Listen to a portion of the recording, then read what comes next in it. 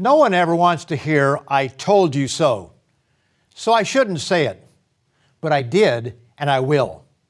In two previous Tomorrow's World telecasts, I told you what would happen if we, the human race, failed to follow laws written 3,500 years ago. Some see COVID-19 as a wake-up call, that maybe we are not pleasing our Creator. One thing we know for sure, our world will never be the same. This crisis is evolving so rapidly that it's impossible to predict where we will be next week, much less a year from now.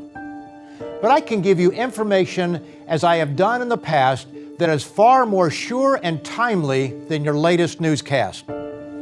Contrary to the opinions of many theologians, the Bible shows why this is happening and gives the solution, so that there's no excuse when it happens again. You'll never hear what I'm about to give you from the mainstream media. COVID-19 did not have to happen. Our lives did not have to be disrupted. People did not have to die. Businesses did not have to fail. Economies did not have to descend into recessions and worse. And governments did not have to fall. All this could have been prevented, and I told you so in a 2011 Tomorrow's World telecast, Lessons from SARS. And in a 2014 Tomorrow's World program, Ebola can be prevented. So join me today as I explain the causes of these scourges and reveal the only true solution to pandemics. Welcome to Tomorrow's World, where I'm going to explain an absolute truth that few others have the courage to give. COVID-19 was entirely preventable. It did not have to happen. I explained this publicly regarding SARS, Ebola, and numerous other diseases in 2011 and 2014. Now, don't believe me just because I say this. Check it out for yourself. It's all a matter of record found in two Tomorrow's World telecasts, Lessons from SARS and Ebola Can Be Prevented. Both programs were recorded in Canada and later re-recorded in the United States. You can look them up at our website, tomorrowsworld.org. Or better yet, I'll send you a copy of these two programs along with this program on a DVD. Sadly, the very people who should be teaching mankind these things have been negligent in doing so. Worse yet, those professing Christian ministers reject the very knowledge that would save mankind from all this heartache and suffering. They've chosen to dismiss this knowledge spelled out in the very book they claim to represent. COVID-19 did not arise out of thin air. It had a cause. There is more than one theory as to how it began, and the exact details may not be known at this time and may never be known. Many believe it accidentally escaped from a biohazard lab in Wuhan, China, where the coronavirus was found in horseshoe bats that were being studied. Others think that it came from a nearby wet market, where exotic animals are sold for food. This is the official view coming from China at the time of this recording. But since some people are asymptomatic, the first person exposed to the virus may never be known. He or she may not work for the biolab and may never have visited the wet market. But whether from the biohazard lab or the wet market, all trails lead back to the horseshoe bat or some intermediary animal that got it from the bat, such as the suspected pangolin. Scientists believe SARS, which emerged in 2002, originated in a wet market in or near Hong Kong. Bats are used in traditional Chinese medicine as well as gourmet food in that part of the world. SARS, MERS, Nipah fever, and Ebola are all traced back to bats, though human infection comes from an intermediary. Scientists know exactly where to look when a new pathogen attacks humanity: the meat market. That is where they trace SARS. They first thought it originated in a civet cat, a creature that is considered a delicacy among the Chinese.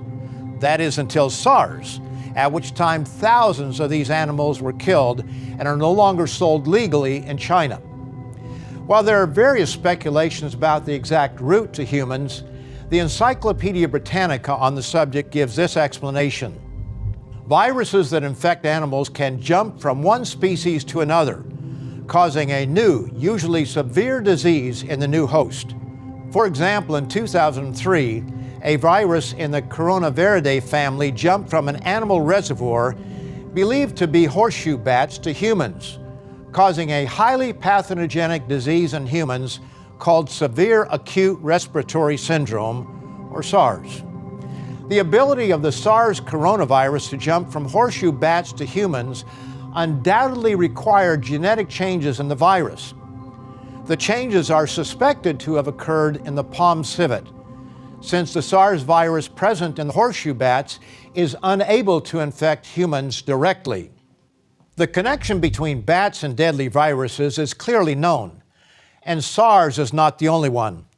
While the mortality rate for SARS is scary at 10%, the death rate for Middle East respiratory syndrome, known as MERS, another coronavirus, is even scarier. The World Health Organization reports that MERS is between 3 and 4 times more deadly. The World Health Organization recognizes the MERS connection between bats, camels, and humans. The origins of the virus are not fully understood, but according to the analysis of different virus genomes, it is believed that it may have originated in bats and was transmitted to camels sometime in the distant past. So far, what I've given you may be found in many sources, but few connect the dots between the cause of these pathogens and biblical laws. We take for granted the yearly flu season, yet it did not have to be this way. Now, don't get me wrong, the flu is here and it won't go away just yet. But do you realize that the causes of such scourges as SARS, Ebola, MERS, Nipah virus, COVID-19, swine flu, and other common flus are known? And you don't have to take my word for it. Listen to the scientists that study these things, but they will not connect the dots that you are hearing on this program. Not even professing Christian ministers have the courage to make the connection between the cause of these viruses and the Word of God. Let's take a closer look at SARS, as it was a wake-up call for some, and scientists have since studied it extensively. SARS is the acronym for Severe Acute Respiratory Syndrome, and it burst onto the scene in November 2002. What made it so dangerous was that it was easily transmitted. It did not stay local, and it was deadly, killing about 10% of all who caught it. Popular Science published an article during the crisis in which it stated the following: "The fact that both SARS and most flu viruses originated in southern China is no surprise," says virologist Michael Ley, who believes that the region's social customs of catching and eating wild game expose people to animal viruses. Did you catch that, my friends? Let me quote Michael Ley again. "The fact that both SARS and most flu viruses originated in southern China is no surprise." Not only did SARS originate in southern China, but according to Dr. Ley, most flu viruses, let me repeat, most flu viruses do as well. Consider the profound implications of this. The cause of most flu viruses is known, and if you stop the cause, you stop the flu. The article goes on to say, "In theory, SARS leapt from a wild beast to a human when it acquired the molecular keys to gain entry to our cells," explains Ley. "To do that, it may have first mingled with a human virus brewing inside another species. A pig, for example, can serve as a genetic mixing bowl when co-infected with 2 viruses, allowing them to swap genes." This 2003 Popular Science magazine article is not the only source calling the pig a genetic mixing bowl. Here's a clip from my 2011 telecast, Lessons from SARS. "Experts believe that a classic way for hybrid viruses to form is when different viruses meet and marry inside a single host, swapping genes. Humans and animals such as pigs can be efficient mixing vessels. Some scientists believe the pandemics of 1958 and 68 occurred in such a fashion, killing up to 2 million and 1 million people worldwide, respectively." What scientists are learning is how animal viruses can be transmitted to humans and vice versa. And domestic pigs seem to be excellent mixing vessels. Birds, which are a source of various flu viruses, can transmit the flu to humans, but the human-to-human transmission does not normally occur. But when a virus is transmitted from a bird to a pig, it can mutate in such a way that it is now able to transmit not only from pigs to humans, but from human to human. Today we're looking at the causes of COVID-19 and other contagions that can be stopped if we stop doing the things that cause these afflictions. The annual flu may be unpleasant, but not since 1918 have we seen a contagion as serious as the one we currently face. Yet virtually no one is turning to the source that gives the ultimate solution to the problem. All the so-called experts, and I do not in any way intend to denigrate these dedicated individuals, but no, they have failed to give the answer. Why? Because they do not have the key that reveals the way. As I said in my 2014 program, the plain truth is that mankind must come to grips with the cause of the problem instead of reacting to the symptoms. The preventative solution to the scourge of Ebola is right education and changed habits. It may shock many, but the cause of the problem is revealed in the Bible, recorded some 3,400 years ago. And if mankind followed its simple instructions, Ebola, SARS, AIDS, and many other diseases would be no more than footnotes in history. These diseases are totally preventable. Scientists and healthcare professionals, national leaders, and philanthropic foundations have failed miserably in educating people with the only true and sure solutions to these problems. Simply put, the solution is found in the Bible, where the God of creation revealed that some animals are food for man and others are not. Some creatures are labeled unclean, and they are just that, unclean, unfit for human consumption. Notice this short list of the creatures most often associated with these outbreaks: bats, swine or pigs, civet cats, camels, primates such as monkeys and chimpanzees. Note that every single one of these creatures is listed in the Bible as prohibited for man to consume. Regarding the current crisis, an insect-eating mammal known as a pangolin is being investigated as the intermediary between bats and humans.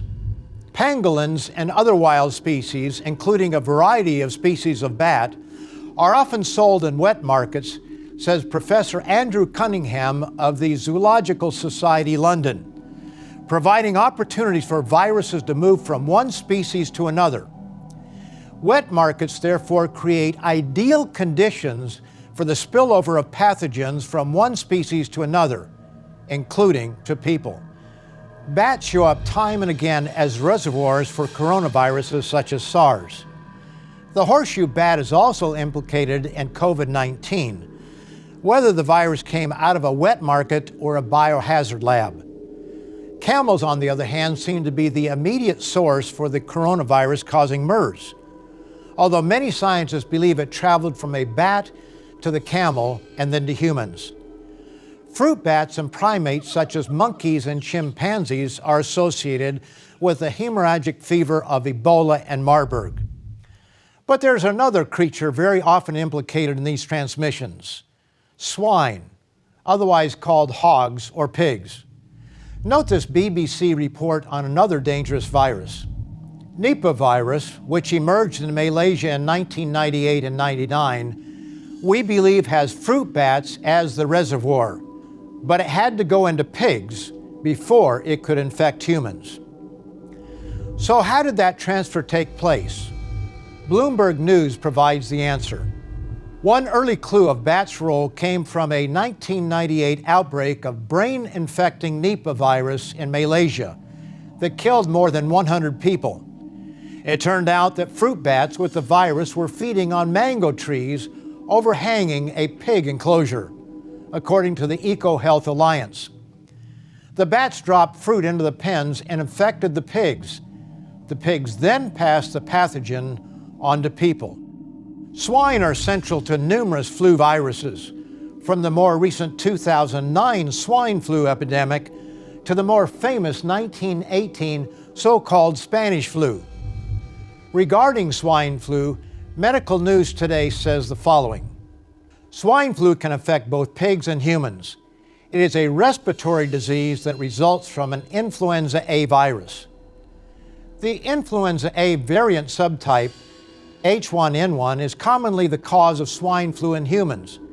It has similar genetic features to the H1N1 subtype of influenza virus that causes influenza in pigs. Since 2009, the H1N1 virus has become one of the common viruses that circulate each flu season. Many people now have some immunity to the virus, and as a result, experts are now less concerned about this type of swine flu than they were in 2009. The most famous pandemic of the 20th century was the so-called Spanish flu of 1918. It claimed an estimated 50 to 100 million lives around the world. Considering the enormous death toll, one must ask, does having bacon for breakfast or an Easter ham justify the horrible, agonizing deaths of 50 to 100 million people and the tears of many millions of family members? When we connect the dots, whether it's bats, pigs, civets, camels, pangolins, or primates, these are all listed in the Bible as unfit for human consumption. God says not to eat them. Today on Tomorrow's World, I'm telling you something that you won't hear from mainstream media or most Christian ministers. Yes, you may read of the connection between certain animals and various deadly diseases, but who's connecting the dots between these animals and biblical laws that have been here for thousands of years? As long as we reject that knowledge, new pathogens will continue to afflict us, and old ones will return. This is why Ebola continues to come back again and again. This is why I told you in 2014 that Ebola would return, and it did, causing a greater loss of life. As I explained in Ebola Can Be Prevented, what is known is that fruit bats and various so-called bushmeat animals can be infected with the virus. This is fact. What is not known for sure is where the Ebola virus begins, but one particular source is highly suspect, and that is the fruit bat, which is a part of the diet of some Central and West Africans. Note this headline and subhead from the journal Nature. Fruit bats as reservoirs of Ebola virus. Bat species eaten by people in Central Africa show evidence of symptomless Ebola infection. The article explains that these fruit bats are carriers of the virus, but they are asymptomatic, meaning the virus is not a problem for them. They are in effect carriers of the virus that causes Ebola. So while it remains to be seen whether they are the original source, what is clearly known is that these fruit bats are a source of the virus. And when handled as a food source, they can transmit the virus to man, and it then spreads from person to person by way of bodily fluids. Since people in Central and West Africa eat these bats, along with bushmeats that are affected by the virus, Ebola breaks out from time to time. The 2011 thriller Contagion is making a comeback as many seek ways to entertain themselves during their lockdown caused by this new contagion. The movie begins with Beth Emhoff returning from a business trip in Hong Kong. She has a stopover in Chicago before arriving at her home and family in Minneapolis. 2 days later, she collapses and is taken to hospital where she dies. Her husband, Mitch, returns home from hospital only to find that his son has died of what appears to be the same malady. So begins the movie Contagion, which shows the disease spreading from one person to another and blossoms into a full-blown crisis, not only with people dying, but also with social unrest. I saw this movie on a long flight returning to Toronto from Hong Kong in 2012, where we stayed in Kowloon. That's just across the harbor from Hong Kong Island. Oh, and by the way, if you happen to watch Contagion, watch it all the way to the end where it shows the beginning of the virus. And then, my friends, connect the dots. Hong Kong and the surrounding areas learned a lot from SARS. Elevator buttons are sanitized in some locations as often as every half hour. But no one learned the big lesson, stopping the contagion before it gets started. The typical diet in that part of the world is full of exotic creatures. Once in Guangzhou, I literally bumped into an alligator in a restaurant, and I saw snake wine peddled on a riverboat near Guilin. Now let me leave you with this sobering message from the American Society for Microbiology. Coronaviruses are well known to undergo genetic recombination, which may lead to new genotypes and outbreaks. The presence of a large reservoir of SARS-CoV-like viruses in horseshoe bats, together with the culture of eating exotic mammals in southern China, is a time bomb.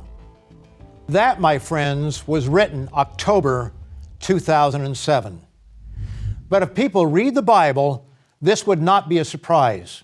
Write this down, Leviticus chapter 11, and look it up in a Bible and see what God instructed 3,500 years ago. How different our world would be right now if we only listened to the loving God who created us.